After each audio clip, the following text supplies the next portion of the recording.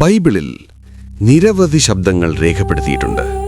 ചിലർ വിജയാഹ്ലാദത്തോടെ ആർത്തുവിളിച്ചു, ചിലർ ആഘോഷത്തിൽ പാട്ടുകൾ പാടി, ചിലർ അധികാരത്തോടും ശക്തിയോടും കൂടി സംസാരിച്ചു.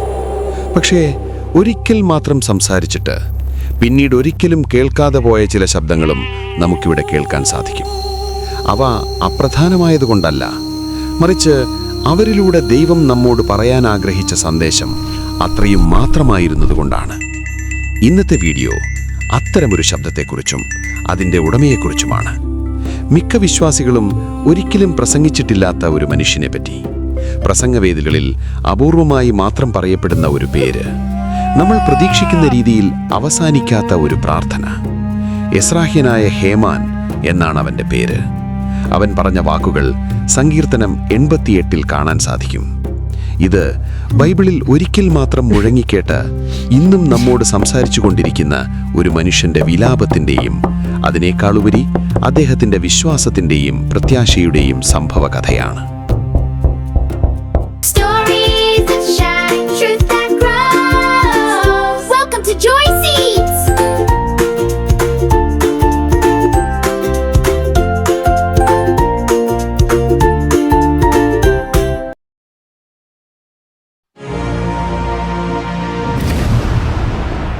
ആരാണ് ഈ ഹേമാൻ? എസ്രാഹ്യനായ ഹേമാൻ യെശയ്യാവിനെ പോലുള്ള ഒരു പ്രവാചകനല്ല, ദാവീദിനെ പോലുള്ള ഒരു രാജാവുമല്ല, യോശുവയെ പോലെ ഒരു യോദ്ധാവുമല്ല. എങ്കിലും തിരുവെഴുത്ത് നമ്മോട് പറയുന്നത് അദ്ദേഹം ഒരു ജ്ഞാനിയും ദാവീദ് നിയമിച്ച ഒരു ലേവ്യ സംഗീതജ്ഞനും ഗായക സംഘ നേതാവും ഇസ്രയേലിന്റെ അവസാനത്തെ ന്യായാധിപനും ദൈവത്തിന്റെ മഹാന്മാരായ പ്രവാചകന്മാരിൽ ഒരാളുമായിരുന്ന ശമൂവേലിന്റെ ചെറുമകനുമായിരുന്നു എന്നാണ്. 1 ദിനവൃത്താന്തം 6:33 ഹേമാനെ ദാവീദിന്റെ കീഴിൽ തന്റെ പുത്രന്മാരോടൊപ്പം സമാഗമന കൂടാരത്തിന്റെ ആരാധനയിൽ സേവനമനുഷ്ഠിച്ച ഒരു പ്രധാന സംഗീതജ്ഞനായി അവതരിപ്പിച്ചിരിക്കുന്നു. ശമൂവേൽ പ്രവാചകന്റെ മകനായ യോവേലിന്റെ മകനാണ് ഹേമാനെന്നും അബ്രഹാമിന്റെ സന്തതി പരമ്പരയിൽപ്പെട്ട യാക്കോബിന്റെ മക്കളിൽ ഒരാളായ ലേവിയുടെ വംശപരമ്പരയിൽപ്പെട്ടയാളാണ് ഹേമാനെന്നും ഈ വചനത്തിൽ നിന്ന് താഴോട്ട് വായിക്കുമ്പോൾ നമുക്ക് മനസ്സിലാക്കുവാൻ സാധിക്കും. 1 ദിനവൃത്താന്തം 25:1 മുതൽ 6 വരെയുള്ള ഭാഗങ്ങളിൽ ദാവീദ് രാജാവ് ആസാഫ്, ഹേമാൻ, യെദൂഥോൻ എന്നീ 3 പ്രധാന ലേവ്യ കുടുംബങ്ങളെയും അവരുടെ പുത്രന്മാരെയും ദേവാലയത്തിലെ വിവിധ ശുശ്രൂഷകൾക്കായി നറുക്കെടുപ്പിലൂടെ നിയമിച്ചതിനെക്കുറിച്ചും വിശദീകരിക്കുന്നു. ഇതിൻ്റെ 5-ാം വാക്യത്തിൽ അദ്ദേഹത്തെ ദൈവത്തിൻ്റെ വചനങ്ങളിൽ ദാവീദ് രാജാവിൻ്റെ ദർശകൻ എന്ന് വിശേഷിപ്പിക്കുന്നു. അതായത് ദൈവത്തിൽ നിന്ന് കേട്ട് ദൈവവചനം പ്രസംഗിച്ചുകൊണ്ട് രാജാവിനെ സേവിക്കാൻ നിയമിക്കപ്പെട്ട ഒരു പ്രവാചകനായിരുന്നു അദ്ദേഹം. ശലോമോന്റെ കൂടെ ഹേമാന്റെ പേരും ബൈബിൾ പട്ടികപ്പെടുത്തിയിട്ടുണ്ട്. 1 രാജാക്കന്മാർ 4:31 ശലോമോൻ രാജാവ് മറ്റാരേക്കാളും ജ്ഞാനിയായിരുന്നുവെന്നും സകല മനുഷ്യരെക്കാളും എസ്രാഹ്യനായ ഏഥാൻ, മാഹോലിന്റെ പുത്രന്മാരായ ഹേമാൻ, കൽക്കോൽ, ദർദ എന്നിവരെക്കാളും അവൻ ജ്ഞാനിയായിരുന്നു. അവന്റെ കീർത്തി ചുറ്റുമുള്ള സകല ജാതികളിലും പരന്നുവെന്നും എഴുതിയിരിക്കുന്നു. ഈ വാക്യം ശലോമോന്റെ സമാനതകളില്ലാത്ത ജ്ഞാനത്തെ എടുത്തു കാണിക്കുന്നുവെങ്കിലും അദ്ദേഹത്തിന്റെ കാലത്തെ അറിയപ്പെടുന്ന മറ്റ് ജ്ഞാനികളിൽ ഒരാളായി ഹേമാനെ കൂടി എടുത്തു കാണിക്കുന്നു. മറ്റൊരു വിധത്തിൽ പറഞ്ഞാൽ ദേവാരാധനയിലും ദേവാലയ ശുശ്രൂഷകളിലും പ്രധാനപ്പെട്ട ഒരു തസ്തിക വഹിച്ചിരുന്ന ഒരു മനുഷ്യനായിരുന്നു ഹേമാൻ. അതാണ് 88-ാം സങ്കീർത്തനത്തെ ഇത്രയധികം വ്യത്യസ്തവും വേദനാജനകവുമാക്കുന്നത്. കാരണം ദേവാലയത്തിൽ ആരാധന നയിക്കാൻ നിയമിക്കപ്പെട്ട ഒരു മനുഷ്യൻ അവസാനം പരാതികൾ സ്തുതികളായി പരിവർത്തിക്കപ്പെടാത്ത ഒരു പ്രാർത്ഥന എഴുതുന്നു. ദൈവമുമ്പാകെ മറ്റുള്ളവരെ പാടാൻ പഠിപ്പിച്ച മനുഷ്യൻ ഒരു നെടുവീർപ്പോടെ സംസാരിക്കുന്നു. ബൈബിളിൽ ഹേമാൻ സംസാരിക്കുമ്പോൾ അവൻ സന്തോഷത്തെക്കുറിച്ച് പാടുന്നില്ല, വിജയത്തെക്കുറിച്ച് അവൻ എഴുതുന്നില്ല. പകരം വേദനയുടെ ആഴമേറിയ സ്ഥലത്തുനിന്നാണ് അവൻ എഴുതുന്നത്. ബൈബിൾ അവന് ഒരു അധ്യായം മാത്രമേ നൽകുന്നുള്ളൂ, ഒരു സങ്കീർത്തനം, ഒരു പ്രാർത്ഥന. ആ പ്രാർത്ഥനയിൽ പല വിശ്വാസികളും ചെയ്യാൻ ഭയപ്പെടുന്ന ഒരു കാര്യം ഹേമാൻ ചെയ്യുന്നു. തന്റെ വികാരങ്ങൾ, അലങ്കാരങ്ങൾ ഒന്നും തന്നെ ഇല്ലാതെ അവൻ ദൈവത്തോട് കൃത്യമായി പച്ചയായി പറയുന്നു. 88-ാം സങ്കീർത്തനം ആരംഭിക്കുന്നത് സ്തുതിയോടെയല്ല, മറിച്ച് നിരാശയോടെയാണ്. എൻ്റെ രക്ഷയുടെ ദൈവമായ യഹോവേ, ഞാൻ രാവും പകലും തിരുസന്നിധിയിൽ നിലവിളിക്കുന്നു. എൻ്റെ പ്രാർത്ഥന നിന്റെ മുമ്പിൽ വരുമാറാകട്ടെ. എൻ്റെ നിലവിളിക്ക് ചെവി ചായ്ക്കണമേ. ഈ വാക്യങ്ങൾ ശ്രദ്ധിച്ചാൽ ഹേമാൻ എന്തോ വലിയ കഷ്ടതയിലാണെന്ന് മനസ്സിലാക്കാൻ സാധിക്കും. ആ വേദനയിലും അയാൾ ദൈവത്തോട് മടുപ്പില്ലാതെ പ്രാർത്ഥിക്കുകയാണ്. എൻ്റെ പ്രാണൻ കഷ്ടത കൊണ്ട് നിറഞ്ഞിരിക്കുന്നു. എൻ്റെ ജീവൻ പാതാളത്തോട് സമീപിക്കുന്നു. കുഴിയിലിറങ്ങുന്നവരുടെ കൂട്ടത്തിൽ എന്നെ എണ്ണിയിരിക്കുന്നു. ഞാൻ തുണയില്ലാത്ത മനുഷ്യനെ പോലെയാകുന്നു. ശവക്കുഴിയിൽ കിടക്കുന്ന ഹതന്മാരെ പോലെ എന്നെ മരിച്ചവരുടെ കൂട്ടത്തിൽ ഉപേക്ഷിച്ചിരിക്കുന്നു. അവരെ നീ പിന്നെ ഓർക്കുന്നില്ല. അവർ നിന്റെ കയ്യിൽ നിന്ന് അറ്റുപോയിരിക്കുന്നു. നീ എന്നെ ഏറ്റവും താണ കുഴിയിലും ഇരുട്ടിലും ആഴങ്ങളിലും ഇട്ടിരിക്കുന്നു. നിന്റെ ക്രോധം എൻ്റെ മേൽ ഭാരമായിരിക്കുന്നു. നിന്റെ എല്ലാ തിരകളും കൊണ്ടും നീ എന്നെ വലച്ചിരിക്കുന്നു. അദ്ദേഹത്തിന് ദൈവം തന്നെ ഉപേക്ഷിച്ചതായി തോന്നിയെങ്കിലും ഇപ്പോഴും തന്നെ രക്ഷിക്കുവാൻ കഴിവുള്ള സർവശക്തനായി ദൈവത്തെ അദ്ദേഹം കാണുന്നു എന്ന് എൻ്റെ രക്ഷയുടെ ദൈവമായ യഹോവേ എന്ന അഭിസംബോധനയിലൂടെ മനസ്സിലാക്കുവാൻ സാധിക്കും. എൻ്റെ പരിചയക്കാരെ നീ എന്നോട് അകറ്റി എന്നെ അവർക്ക് വെറുപ്പാക്കിയിരിക്കുന്നു. പുറത്തിറങ്ങുവാൻ കഴിയാതെ വണ്ണം എന്നെ അടച്ചിരിക്കുന്നു. എൻ്റെ കണ്ണ് കഷ്ടത ഹേതുവായി ക്ഷയിച്ചു പോകുന്നു. യഹോവേ, ഞാൻ ദിവസം പ്രതിയും നിന്നെ വിളിച്ചപേക്ഷിക്കുകയും എൻ്റെ കൈകളെ നിങ്കിലേക്ക് മലർത്തുകയും ചെയ്യുന്നു. ഇത് അയാളുടെ മുറിവേറ്റ മനസ്സിൻ്റെ വേദനകളാണ്, ദൈവത്തോടുള്ള പോരാട്ടമല്ല. യഹോവേ, നീ എൻ്റെ പ്രാണനെ തള്ളിക്കളയുന്നത് എന്തിനോ? നിന്റെ മുഖത്തെ എനിക്ക് മറച്ചുവെക്കുന്നതും എന്തിനോ? തൻ്റെ തീരാവേദനയിലും ദൈവവിശ്വാസം അയാൾ മുറുകെ പിടിച്ചു. ഹേമാൻ തൻ്റെ പ്രാർത്ഥനയിൽ താനൊരു ശക്തനാണെന്ന് നടിക്കുന്നില്ല. മനോഹരമായ ഭാഷകൾ കൊണ്ടുള്ള ഒരു പ്രാർത്ഥനയിൽ തൻ്റെ വേദനകളെ അയാൾ ഒളിക്കുന്നില്ല. മറിച്ച് അയാൾ തൻ്റെ വേദനകളെയും പരാതികളെയും അതുപോലെ തന്നെ ദൈവത്തിൻ്റെ മുമ്പിൽ നിരത്തുന്നു. ഹേമാൻ എന്തവസ്ഥയിലൂടെയാണ് കടന്നുപോയിരുന്നത്? സങ്കീർത്തനം 88 സൂചിപ്പിക്കുന്നത് അദ്ദേഹം അനുഭവിച്ചിരുന്നത് ഒരു താൽക്കാലിക പ്രതിസന്ധിയല്ല, മറിച്ച് ഒരു ആജീവനാന്ത ഭാരമായിരുന്നു എന്നാണ്. ഹേമാൻ പറയുന്നു, ബാല്യം മുതൽ ഞാൻ അരിഷ്ടനും മരിപ്പാറായവനുമാകുന്നു. ഞാൻ നിന്റെ ഘോരത്വങ്ങളെ സഹിച്ചു വലഞ്ഞിരിക്കുന്നു. ഇത് കാലങ്ങളായി അദ്ദേഹം അനുഭവിച്ചു വരുന്ന കഷ്ടപ്പാടുകളിലേക്ക് വിരൽ ചൂണ്ടുന്നു. ഒരുപക്ഷെ വിട്ടുമാറാത്ത രോഗം, വൈകാരിക പ്രയാസങ്ങൾ, അല്ലെങ്കിൽ ആഴത്തിലുള്ള ആത്മീയമായ പ്രതിസന്ധികൾ. കാരണം എന്തുതന്നെയായിരുന്നാലും ആ വേദന ദിവസങ്ങളല്ല, വർഷങ്ങളോളം അയാളെ പിന്തുടർന്നു. അത് അദ്ദേഹത്തിൻ്റെ ജീവിതത്തിലെ ഒരിക്കൽ കടന്നുപോകുന്ന അല്ലെങ്കിൽ അവസാനിക്കുന്ന ഒരു കാലഘട്ടമായിരുന്നില്ല, മറിച്ച് ആ വേദന അയാളുടെ വ്യക്തിത്വത്തിൻ്റെ ഭാഗമായി മാറി. ഹേമാൻ തൻ്റെ അവസ്ഥയെ വേദനയോടെ വിശദമായി തന്നെ വിവരിക്കുന്നുണ്ട്. ഞാൻ കഷ്ടതകളാൽ വലയുന്നു. എൻ്റെ ജീവിതം മരണത്തോടടുക്കുന്നു. ഇത് കാവ്യാത്മകമായ ഒരു പ്രയോഗമോ അതിശയോക്തിയോ അല്ല. വൈകാരികമായോ ആത്മീയമായോ ഒരുപക്ഷെ ശാരീരികമായോ താൻ മരിക്കുകയാണെന്ന് കരുതുന്ന ഒരു മനുഷ്യൻ്റെ പച്ചയായ വിലാപമാണ്. ഗുഴിയിലിറങ്ങുന്നവരുടെ കൂട്ടത്തിൽ എന്നെ എണ്ണിയിരിക്കുന്നു.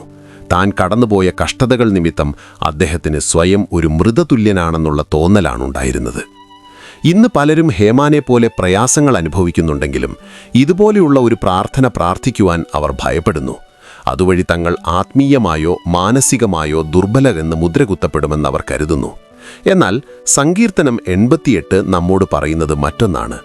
ദൈവം ഹേമാന്റെ ഈ പ്രാർത്ഥന തിരുവെഴുത്തായി മാറാൻ അനുവദിച്ചു എന്നുള്ളതാണ്.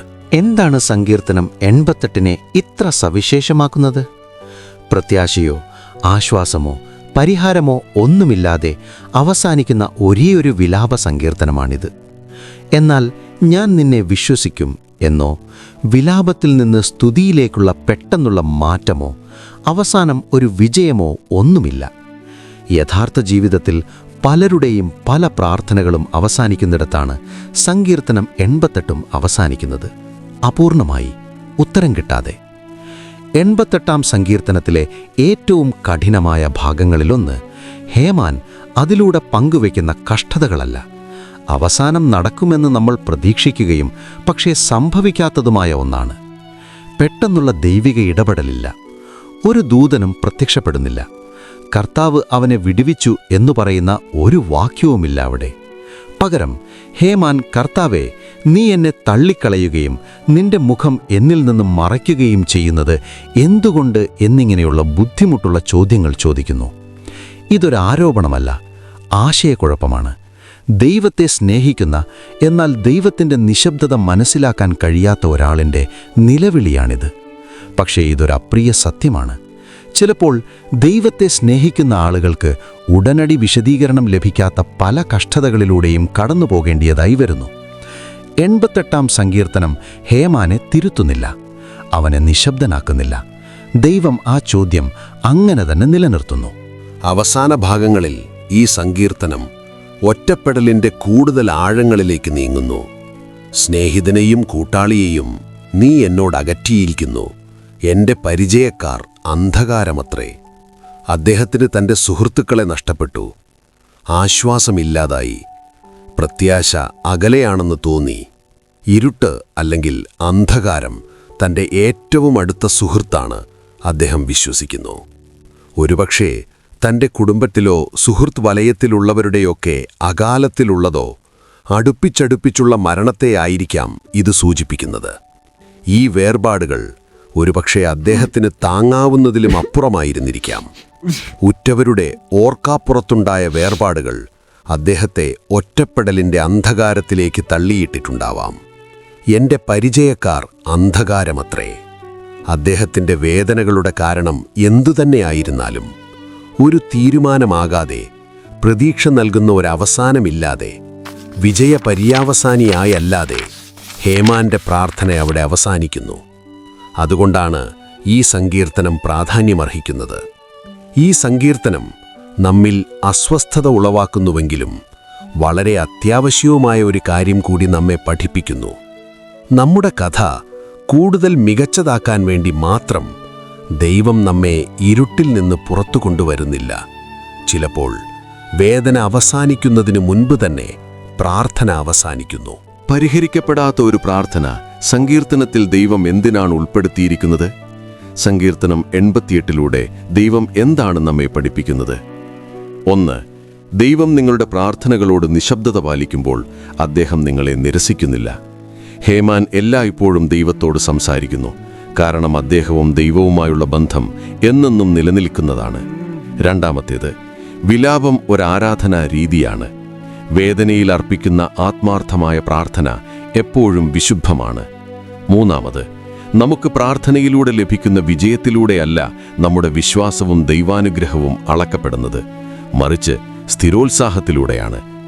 തൻ്റെ വേദനകളൊന്നും തന്നെ വിട്ടുമാറാത്തപ്പോഴും ഹേമാൻ അദ്ദേഹത്തിൻ്റെ പ്രാർത്ഥന അവസാനിപ്പിച്ച് പിന്മാറുന്നില്ല. ഇരുട്ടിൽ അവസാനിക്കുന്ന ഒരു പ്രാർത്ഥന ദൈവം എന്തിനാണ് വരുവാനിരിക്കുന്ന തലമുറയ്ക്കായി നിലനിർത്തിയിരിക്കുന്നത്? കാരണം ദൈവം നമ്മുടെ വിജയങ്ങളിൽ മാത്രമല്ല, നമ്മുടെ സഹിഷ്ണുതയിലും സന്നിഹിതനാണ്. കഷ്ടപ്പെടുന്ന ഓരോ വിശ്വാസിയോടും സങ്കീർത്തനം 88 പറയുന്നു, ഇങ്ങനെയുള്ള തോന്നലുകൾ വരുന്നത് വഴി നിങ്ങൾ പാപിയാകുന്നില്ല. ദൈവത്തോട് ഇങ്ങനെയുള്ള ചോദ്യങ്ങൾ ചോദിച്ചുകൊണ്ട് നിങ്ങൾ നിരസിക്കപ്പെട്ടവരാകുന്നില്ല. വേദനകൾ അനുഭവിക്കേണ്ടി വന്നതുകൊണ്ട് നിങ്ങൾ വിശ്വാസമില്ലാത്തവരുമാകുന്നില്ല. ചിലപ്പോൾ വിശ്വാസം സ്തുതി പോലെയും, ചിലപ്പോൾ സ്ഥിരോത്സാഹം പോലെയും, ചിലപ്പോൾ അന്ധകാരമായ ഒരു രാത്രിയെ അതിജീവിക്കുന്നത് പോലെയും തോന്നുന്നു.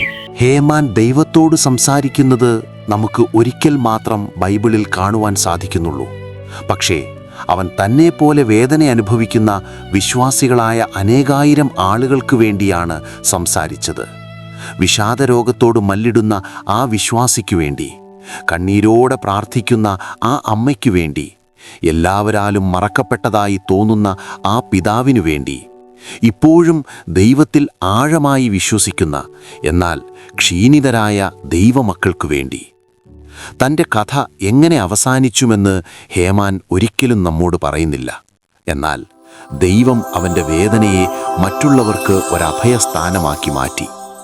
തലമുറകളായി പ്രാർത്ഥിക്കുവാനായി വാക്കുകൾ കിട്ടാത്ത വേദനിക്കുന്ന ആളുകൾക്ക് സങ്കീർത്തനം 88 വാക്കുകൾ നൽകുന്നു.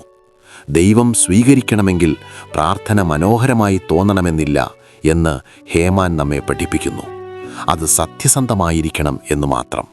നിങ്ങൾ ഇരുട്ടിലൂടെ നടക്കുകയാണെങ്കിൽ സങ്കീർത്തനം 88 നിങ്ങൾക്കുള്ളതാണ്. ദൈവം നിങ്ങളെ കേൾക്കാത്തതായി തോന്നുകയാണെങ്കിൽ അദ്ദേഹം എപ്പോഴും നിങ്ങളെ ശ്രദ്ധിക്കുന്നുണ്ട് എന്ന് ഹേമാന്റെ പ്രാർത്ഥന ഓർമ്മിപ്പിക്കുന്നു. നിങ്ങളുടെ വേദന നിങ്ങളെ അയോഗ്യനാക്കുന്നില്ല. നിങ്ങളുടെ ചോദ്യങ്ങൾ ദൈവത്തെ വ്രണപ്പെടുത്തുന്നില്ല. ഉത്തരം ലഭിക്കാത്ത പ്രാർത്ഥനകൾ ദൈവം കേൾക്കുന്നില്ല എന്നല്ല എന്ന സങ്കീർത്തനം 88 നമ്മെ ഓർമ്മിപ്പിക്കുന്നു. ബൈബിളിൽ ഒരിക്കൽ മാത്രം സംസാരിച്ച ആ മനുഷ്യൻ ഹേമാൻ ഇന്നും നമ്മോട് സംസാരിക്കുന്നു. അദ്ദേഹത്തിൻ്റെ സന്ദേശം ലളിതമാണ്. ജീവിതത്തിൻ്റെ ഏതൊരു ഇരുട്ട് നിറഞ്ഞ അവസ്ഥയിലാണ് നിങ്ങളെങ്കിലും ദൈവത്തോടുള്ള നിങ്ങളുടെ പ്രാർത്ഥന തുടരുക.